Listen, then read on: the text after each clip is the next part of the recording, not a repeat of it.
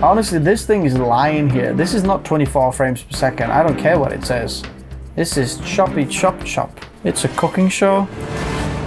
What's that supposed to mean? You threatening me? So then in this video, we're going to be checking out how good is the Ryzen 5 7600X in Davinci Resolve. We're going to be testing the timeline performance, which in my opinion is the most important performance in the video editing side of things. And we're going to be testing clips from 4K all the way to 12K resolution and see how good it is. But you know what else is very good? This sponsored segment. Looking for a cheap way to license your Windows? Check out Hookieys through the links in the video description. Make sure to use the code TN20 to get a 30% off. Paste the license to the activation settings and you're all done. This license is for Windows 10, but you can upgrade it to Windows 11 for free. They also offer Microsoft Office 19 license. Use the same code TN20 to get a 30% off. Check out Hookieys.com in the video description below. Okay, it's a little bit of a mess over here because I'm testing something on this side and this is our test bench on this side. For motherboard, we're using the Asus X670E Pro Art or Creator Wi-Fi Pro Art motherboard. We're using 64 gigabytes of DDR5 Kingston Fury Beast RGB running at 5200 mega transfers per second. For cooling, we're using the Asus ROG Strix LC2 360mm AIO, but we're using the 3 Fantex T30 fans. For GPU, we're using the RTX 3090 Ti from Zotac, and the OS drive is Cardia C440 from Team Group, and the project drive where all of our media assets are on is the 2TB Spatium M480 from MSI. All of this thing is powered by Corsair HX 1000 watt power supply. So the interesting thing is AMD has actually iGPU there as well inside the CPU, and I'm curious to see if this is actually going to do anything in this or not.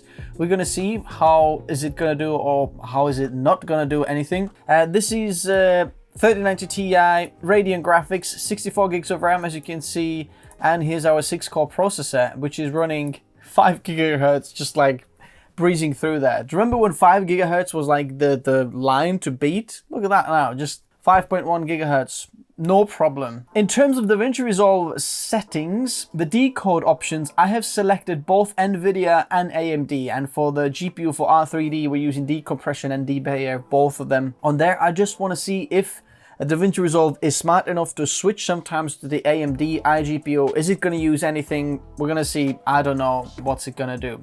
Okay, in terms of the timeline settings, where is it? Playback. Timeline proxy resolution is full.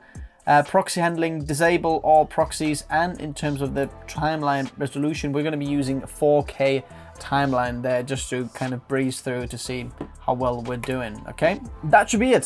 First of all, we're going to start with 4K 30 frames per second. This is 422 10-bit. Okay, timeline is very smooth. I'm going to press play. By the way, if you have any tips for me how to test it better or how to use some of the tools in Davinci Resolve a little bit better, then please do let me know. I don't claim myself to be absolute, king of Davinci Resolve video editing. I know very basic, so if you have any tips for me, please let me know. So right now, I can see everything gets played on NVIDIA GPU, I think. What's it doing there? 3D. So it's playing back the actual color grade. I forgot to mention that. As you can see, I've got color grade on and off. Okay. The color grade, what is our color grade setting here? We have just simple curves. We have one LUT second on, and then we have noise reduction on. Now this noise reduction is a little bit of on a heavy side. Just so you can see this, some people say it should be in the beginning of the nodes here rather than the last one, but I don't know. Let me know what you think. This is what it is, and that's what the GPU is doing, and there we go. So look at that, 30 frames per second. It started to struggle there a little bit. Okay, I'll take the color grade off first of all. Let's see. Okay, this is 25 frames per second, 422 10-bit. It's doing all right. Playing it back, no problem. Let's add the color grade as well. And this now here is SI 4K 25 frames per second 422. We're struggling there a little bit, but the timeline is very smooth. Like, it's fine. Let's move on to 60 frames per second 4K. Let's see if we can handle this. Timeline is slightly more choppy here, but if I'm going to press play, that should be played back on the NVIDIA graphics card. As you can see, boom, decode. It comes on the NVIDIA side of things. iGPU haven't seen to do anything so far. Okay, that's fine. Let's have a look at 60 frames per second 422 10-bit. Not decoding there anymore. It goes all on the CPU. Boom, as you can see there. Okay, timeline is slightly more choppy on the 60 frames per second. Can't produce them as fast on 4K 60. Jumping through is okay. Whoa, fans kicking up again. What did we do? How much did we hit? Oh, 80 degrees, I guess. Getting hot there.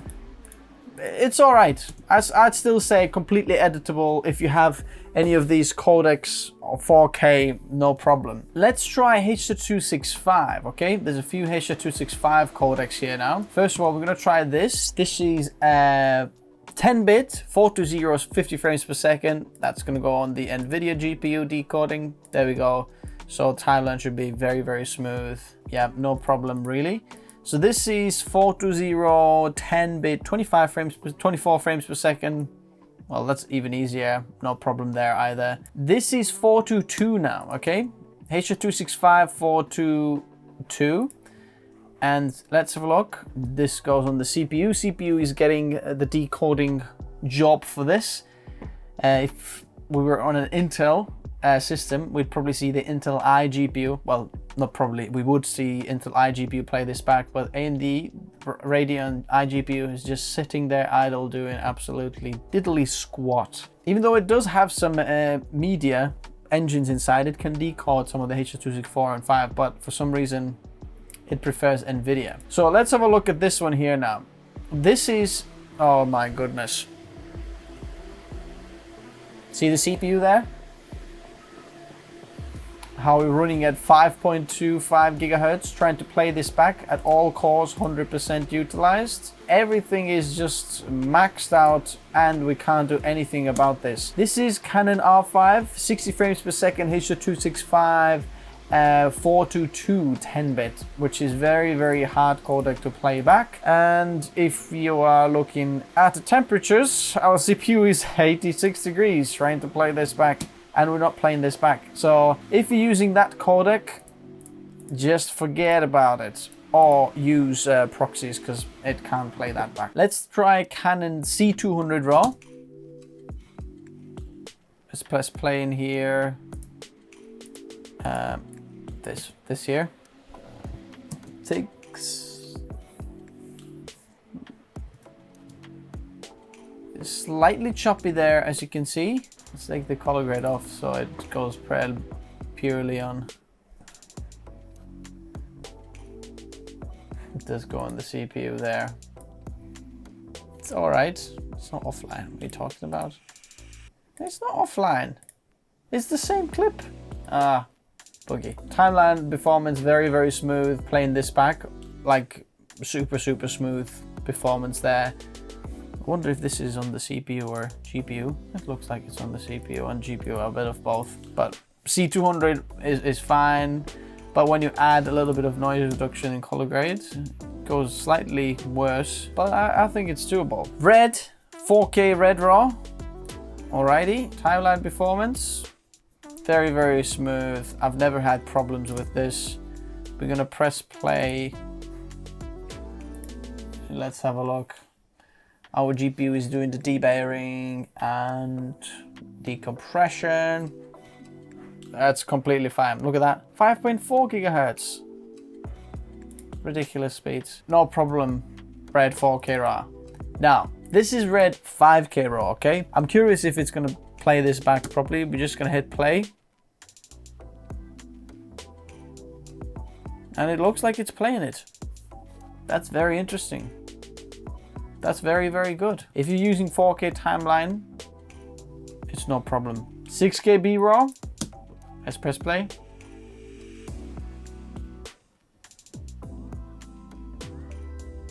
No problem.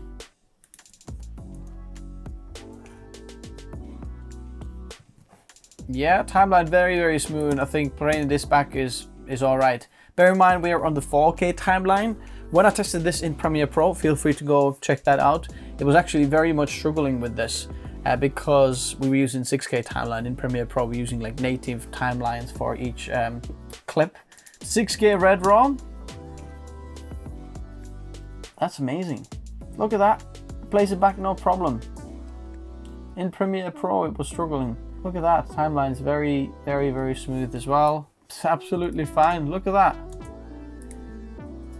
Davinci Resolve uses the resources very, very well. Obviously the GPU is doing a lot of work in the CUDA cores, just doing the noise reduction of all of it, but it's pretty ridiculous timeline playback. Let's try Red RAW 8K. First of all, we're gonna move the timeline now to 8K. Okay, and let's press play. Okay, 8K timeline is not recommended on this CPU. Obviously, still quite impressed at like how many frames it produces, but to me that sounds a little bit ridiculous. Let's put it to 4K timeline. Try and scrubbing through is very, very good. This is Canon R5 8K RAW, as you can see. Still seems slightly struggling on the 24 frames per second. Yeah, there we go. Yeah, the CPU is pushing 5.4 gigahertz. I mean, that's absolutely amazing that it just goes so fast, but it's doable. On a 4K timeline, I mean, this is impressive, right? This is 4K timeline. So now we're at 1080p timeline, and if you just scroll this through now, that's very, very buttery smooth. Pressing play, like no problem. Editing 8K, sees no problem doing that. Look at that. No problem. Color grade on and everything. Now let's try Red 8K RAW here, and let's put it back to 4K timeline. Let's press play. Seriously? That's crazy. I mean, this is 8K Red RAW. Obviously the GPU is doing a lot of the heavy lifting in terms of the color grade here and debayering and decompression. But regardless, this 6-core processor, look at the timeline. It's amazing if you work in 4K timeline and you've got Red 8K RAW. This is insane how well it does. In Premiere Pro, it didn't do that well at all. That's fantastic. Absolutely ridiculous. Okay, let's try it 120 frames per second. This first clip is H.265. Look at that. Now that is much, much better. Obviously it plays back only 24 frames per second, not 120 frames per second. Anyone know in the comments, let me know how can I make Davinci Resolve actually play it back, not 24 frames per second, but in the native frame rate of the clip.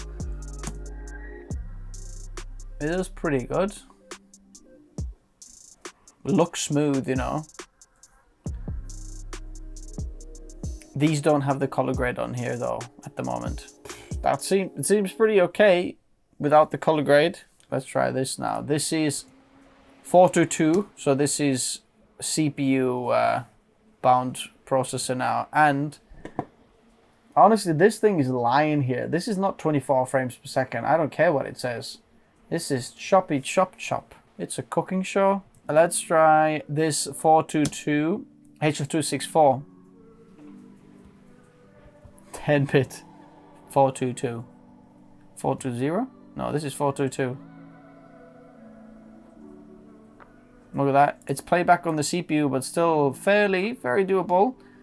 This is 4K timeline still. So, but now H.264 8-bit 420. That seems a much more choppier. Oh, look at that. What's Radiant Graphics doing here now? Look at that. What on earth is this doing? 3D. It's playing back something. That's amazing. Look at that. Is this the first time? Okay, this is nothing on Radio Graphics. Nothing on Radiant Graphics. Nothing on Radiant graphics. But this clip here, look at that. Radiant graphics starts to 3D with the NVIDIA graphics, which is interesting. I don't know what's going on in here, but it is playing together. Would you look at that? Timeline is not so good. Ah, look at that. Video codec 0. So it's trying to actually decode it on the AMD Radeon. Video codec 0. So I guess it's trying to decode it. Encode 0. Decode. Okay. This is a BRAW. 12K BRAW, okay? So this is 4K timeline. Look at that. Horizontal pixels. 12,288 pixels. And what are we doing? NVIDIA GPU is doing some of the processing there. CPU is doing something as well, but it's playing it back. So what is it? Like a quarter of resolution with the color grade? Seems pretty good. I mean, completely doable. I don't know why would you change the timeline resolution or something else, but it looks very, very good to me. Now this is the last clip I want to try, and this is Sony A1 8K H.265 So we're gonna press play. Okay, that's very, very choppy, interestingly. Let's have a look. What's playing back? Anything? It's trying to decode it on the NVIDIA encoders, but doing 8K is not quite like very good for this. This footage, by the way, is from DP Review. Managed to get some, they had some samples somewhere on the website. DP Review, they published this. Interesting. I mean, it actually does play this back. Timeline is slightly choppy. When you click around, it's slightly laggy as well, but I think it's all right. I'd like to see how Intel Arc is doing on this, because Intel Arc can actually natively hardware accelerate 8K up to 60 frames per second footage. NVIDIA can, I think, 4K, so that's what it's trying to do here. But that's about it. So let's have a look how the hardware reacted to our video editing here. Maximum CPU package power we draw was 113 watts. And we hit 88C. As you can see, this is just the characteristics of the AMD CPU. With this cooling, like you really shouldn't, in any of the other CPUs, if you put 113 watts through, you're not gonna see past 70 degrees because it's very, very low wattage that you're gonna pull through the CPU, but it's still letting it push like 88C just to get those clock speeds and everything just so high as possible, which is just interesting that it runs that hot, even though it isn't, a lot of wattage that it pulls through. In terms of the core clock speeds, we've hit 5.45 pretty much on all of the cores. There's a few cores that hit 5.46 and 5.37, but 5.4, no problem. I think that's above the spec though. So then, in conclusion, is this Ryzen 7600X any good for video editing in Davinci Resolve? If you're sticking with 4K footage, you're pretty much sorted. And as you can see, even some of the 8K and other footage, honestly, I'm quite impressed. If you have a solid GPU that can accelerate a lot of the things, because Davinci obviously loves the good GPU like we have over here, RTX 3090 Ti. I wanted to use this one so we're not like GPU bottlenecked in anything. Let's say if the GPU can run just full flat speed, then we'll see how good the CPU is as well. But it's doing really, really well. In terms of the iGPU inside, I'm slightly disappointed because it did one thing there, and the one thing it was given to do, it didn't do very well playing it back. I think there is still a lot of optimization and like software things to figure out on Davinci Resolve, because I've realized that one of the latest updates, I mean, let me know if you agree with me on this. I'd love to know from you in the comment section below. But the latest updates are not so good at switching between different decoders and media engines of GPU or CPU, iGPU, and so on. Previously, it was quite good at switching between Intel and AMD, but what I've tested here, like Intel iGPUs are very, very good, usually playing it back. They don't switch as well. So I usually leave the like NVIDIA tick off, so you can get like the best performance, because Intel iGPU supports more codecs. I just want to know officially like how many codecs and what type of chroma subsampling and bit depth codecs this iGPU supports. I don't know. Let me know if you can find any information about it. I'd love to find that out. Anyway, if you want to pick up this processor or check out my test bench, I'm going to leave it in the description below. Also, if you do want to build yourself the best bang for buck, create a PC for video editing, photo editing, any creative applications, then check out my PC build guide in the description below. There's a 4-part series and you can get a PC build for yourself from budgets of $750 to all the way for plus $1,000. So if you're anywhere in between there, there's a PC build for you. Pick up the most relevant or closest PC build to your budget and then configure it to your needs according to the video. Go check them out and I'll see you next time in the comment section below as well. Likes and subs and bye bye.